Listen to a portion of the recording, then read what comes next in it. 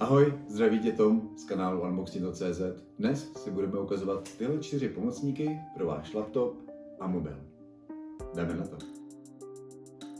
Jako první si ukážeme pouzdro a stojánek na MacBook. Například tento je vhodný pro všechny laptopy do 14 palců. Jako je například 13-palcový MacBook Air či MacBook Pro, ale také i 13,5-palcový Microsoft Surface. Uvnitř se skrývá tato malá kapsička na vizitky a takováto poloprůhledná kapsa na schování příslušenství. Zde si pak můžeme uložit mobil či bezdrátovou myš.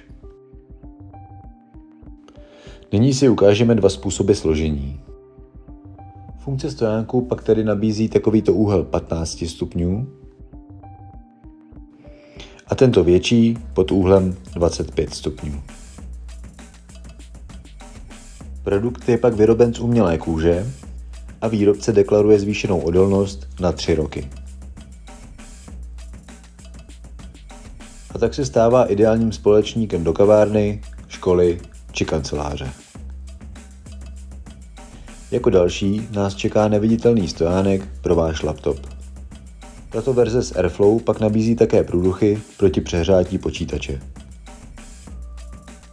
Pojďme se tedy společně na tento nejužší stojánek podívat. V balení nalezneme tento stručný návod k použití a produkt samotný. A zde je tento ve stříbrné variantě. Stojánek je vyroben z umělé kůže a nabízí úhly 15 a 25 stupňů. Jako další nás čeká držák pro váš chytrý telefon, který si můžete připevnit na monitor vašeho laptopu. Pojďme se podívat, co vše najdeme v balení. Najdeme zde například nalepovací magnetický kroužek, díky kterému budete moci připojit i telefon bez MagSafe. Najdeme zde takto složený produkt, který má jeden 90-stupňový ohebný kloub.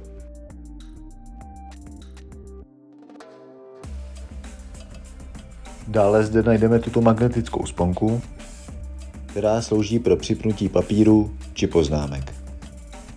Produkt samotný pak můžeme umístit vertikálně na stranu monitoru či horizontálně nad webovou kameru.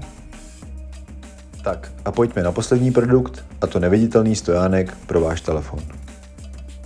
Ten díky kvalitní nalepovací pásce 3M je určen pro všechny telefony i kryty. V balení nalezneme tento průhledný film pro vlastníky telefonů se skleněnými zády. A tady je černá varianta neviditelného stojanu Moftix.